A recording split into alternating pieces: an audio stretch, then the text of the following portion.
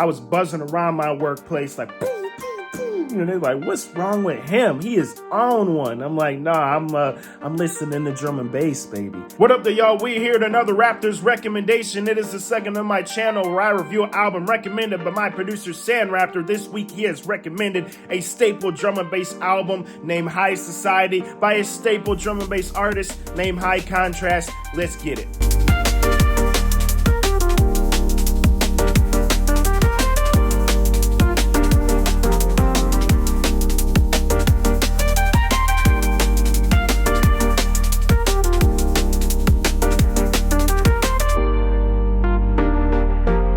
So if you're looking to get into drum and bass, this album is a good place to start. It's a good intro into drum and bass. It's not too crazy. It's not too mellow. It's right there in the middle, baby. I think anyone that doesn't know about drum and bass wants to get a feel for what it is. You can really get a feel for it by listening to this album by High Contrast itself. So let me start off by saying this album is a blend of many different genres. We got samba, jazz, two-step, bossa nova, techno, and every track has that staple drum and bass sound going along with it. I've been a drum and bass fan for a long time. My brother is a drum and bass DJ and producer named DJ Tier Ted. San Raptor's producing his own drum and bass album soon, as well as my brother DJ Tier Ted, also working on his own drum and bass album. I'll keep y'all posted on that. But for now, High Contrast is definitely one of them that just broke out on the scene with true colors. But looking at High Society, this one is a lot better than his first album, True Colors, in my opinion. This album is 21 years old now, but it is still a staple in the drum and bass industry for all the genre-bending elements in it. It definitely influenced a lot of other drum and bass to come after it. And it's got these bass lines in it that I can tell that after that, a lot of drum and bass artists were trying to emulate. I gotta say, it's got these like pretty infectious grooves and funky synth melodies in it, and it's really it's got this uplifting feel to it as well. Probably the standout tracks are like Tutti Frutti, Lovesick, and one of my personal favorites, Racing Green, because Racing Green reminds me of a old Sega Dreamcast game I used to play called Jet Set Radio, or Jet Grind Radio is what it's called, I think, here in America. Jet Grind Radio is just one of them games that y'all have to check out if you haven't played it. It's got some really good drum and bass, really good hip hop, really good music on it. But Racing Green kind of reminds me of something that producer would do.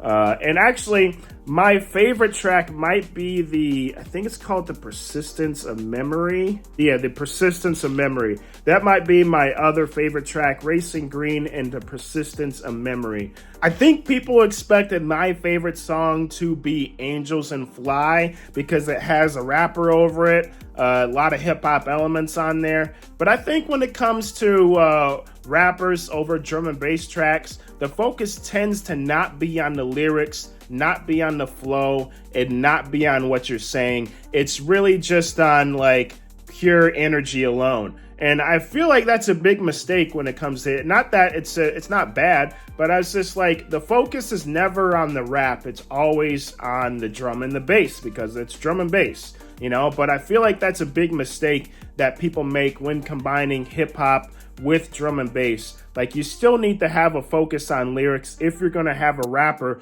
rapping over the whole track, which is what happens on Angels and Fly on here. Now, I definitely want to make my own drum and bass album, kind of where with maybe my brother DJ Tier Ted and San Raptor, where I can really spaz on drum and bass tracks, you know what I'm saying? Because it just doesn't happen that often, you know what I'm saying? Like, it's simple flows, simple lyrics over a crazy beat. That tends to be the most effective. But you never have like a toned down, like lower tempo drum and bass with some high-end lyrics over it. You don't really see that in the drum and bass industry too much. And I kind of wish that people would do that more often. And I'll say something else. I feel like when it comes to drum and bass, you don't have to change a lot. You have a a audience that has a high attention span, which is rare in today's fans of music these days. So, but even still, even me, I gotta say that not enough changes in these tracks throughout the High Society album. It's like it has the same core throughout the whole track, right? Little things change. The bass will change here and there. Melodic elements will change, but that same core is kind of sounding the same throughout. The drums don't change at all, which I think was the biggest mistake for me, is that I feel like the drums need to switch up, add in either different kit or like different sequencing to kind of keep things fresh with the drums, you know? But I gotta say, like, what the actual standard drum pattern that he chooses is a very good one, so I'm able to kind of deal with it. But I want things to change more often throughout this album. There's also no drops. The drops are very lackluster, and this just reminds me this album was made in 2004. This is a time in the industry where you didn't have to do drops. You didn't have to do sweeping changes throughout the track. But a lot of drum and bass producers do this now, and I see why, because it creates that epicness in the song, and there's a lack of, it's a toned down, kind of uplifting drum and bass album. So this is something that you could work to, which is what I did. I was buzzing around my workplace like, poo, poo, poo, and they're like, what's wrong with him? He is on one. I'm like, nah, I'm listening to drum and bass, baby. We getting in. I'm doing your work and my work. So, yeah, I was definitely moving. You know, the drum and bass makes me want to speed, makes me want to work faster, makes me want to do whatever I'm doing faster, you know?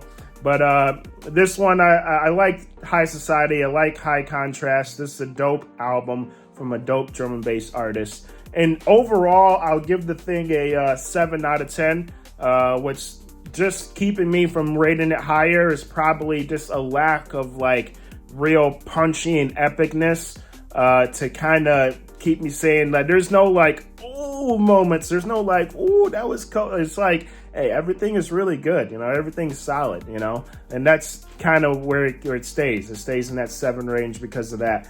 Let me know what y'all think about drum and bass in general. Usually you hear drum and bass over like anime battle scenes, like high energy moments in media, you know, an epic part in a movie, you know what I'm saying? This is where drum and bass comes into mind, you know? So, like, that's where you typically hear it at. But let me know what y'all think about the genre itself. Let me know what y'all think about the album. Is there any more recent drum and bass projects you could recommend, actually, that I should check out?